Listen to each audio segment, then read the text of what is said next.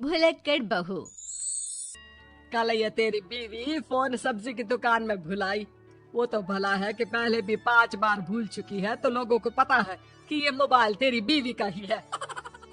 अरे तो कौन सा आईफोन है जो लोग दबा लेंगे? 2 कौड़ी का फोन है, न लाइट चलती है न आवाज आती है, बस नाम का फोन है ये, नाम का।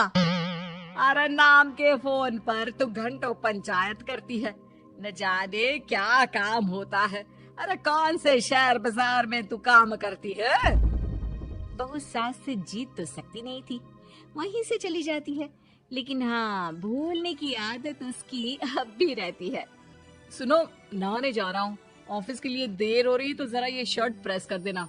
और हाँ प्लीज, और कोई शर्ट धुली नहीं है तो थोड़ा ध्यान से करना, ठीक है? अरे हाँ हाँ पता है, हर बात पर सिखाया मत कीजिए।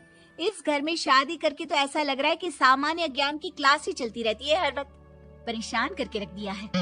पति नहाने जाता है और बीवी लग जाती है पति की शर्ट प्रेस करने कि तभी बाहर से आवाज आती है, कोई गरीब साधु को रोटी दे दे। अरे बाबा भूखा खड़ा है तेरे द्वार देवी, बाबा को भिक्षा देकर पुण्य कमा ले देवी। ओहो, ये तो पुण्य की बात है कि बाबा दरवाजे खड़ा है। अब इसकी आवाज सासू माँ को सुनाई नहीं देगी, लेकिन मैं और ये कमरे में हल्के से बात कर ले तो क्या, अरे घूसी चली आती है। चलो पहले बाबा को ये रोटी दे देती हूँ। अब क्या था, रिंकी जाती है बाबा को रोटी देने, लेकिन पीछे छोड़ जाती है पति की शर्ट के ऊपर प्रेस, वो भी गर्मा गर्म। अरे बाबा रोटी तो ले लो, बस ये बता दो कि मेरी किस्मत कब जगेगी। ससुराल में हालात टेबल टेनिस के बॉल की तरह हो गए हैं, कभी कोई इधर फेंकता है तो कभी कोई उधर फेंकता है, कोई इधर मारकर उधर फेंक देता है। समझ में ही नहीं आ रहा कि ये भूलने की आदत कैसे ठीक होगी। कोई उपाय हो तो बता दो ना बाबा। बाबा घर के अंदर देखते हैं तो 1 घंटे बाद टीवी पर गजनी फिल्म शुरू होने वाली होती है। याद है ना, गजनी फिल्म जिसमें आमिर खान को भूलने की बीमारी होती है और वो हर बात को लिख कर याद रखता है।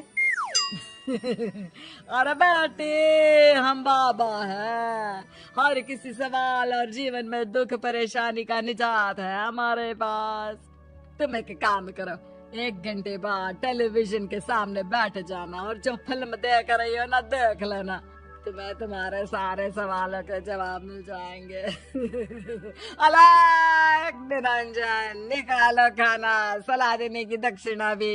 अरे बाबा, जीवन से ये वाली समस्या खत्म हो जाए तो समझिए मेरे घर से आपका लंच पैक शुरू, वो भी बिल्कुल फ्री में। तभी अंदर से पति के जोर जोर से चीखने की आवाज आती है। अरे क्या मजाक बना रखा है तुमने? ये क्या है, पूरी शर्ट जला दी। तंग आ गया हूँ मैं तुम्हारी भूलने की आदत से। हे भगवान, ये मेरा गधा जैसा बेटा सारा दिन जितनी कमाई नहीं करता उतना तो ये लड़की नुकसान करवा देती है। बाबा, लग रहा है कि कोई कांड हो गया है अंदर मुझसे। अच्छा मैं ना 1 घंटे बाद बैठ जाऊंगी फिल्म देखने, विदा लीजिए अब तो आप। जैसे ही वो घर के अंदर जाती है, सामने पति खड़ा होता है फटी शर्ट पहनकर। ओह, माफ करिए, पापा आ गए थे दक्षिणा के लिए। अब कर्म और धर्म का लेखा जोखा भी तो संभालना है ना जीवन में, तभी तो चली गई थी उन्हें रोटी देने।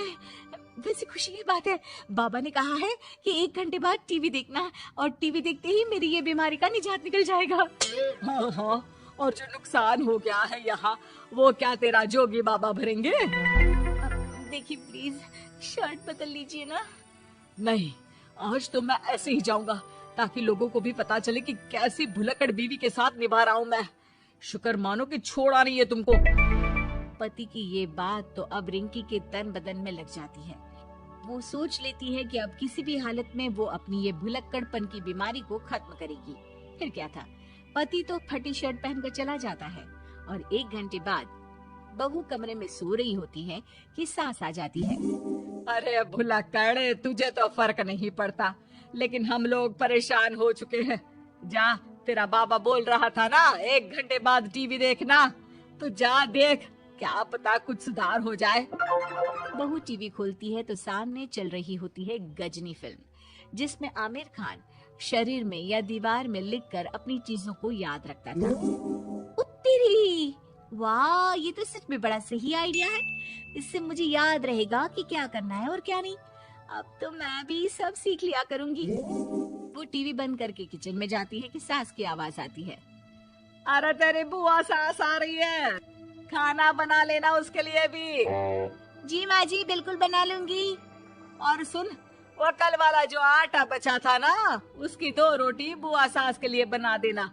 आटा पड़ा पड़ा खराब ही हो रहा है। बहू फटाफट रोटी बनाती है, लेकिन तभी उसे ध्यान आता है कि बुआ सास की रोटी तो पुराने आटे से बनानी थी। वो पुराना आटा लेकर रोटी बनाकर उस पर पेन से लिख देती है, पुराने आटे की रोटी बुआ जी के लिए।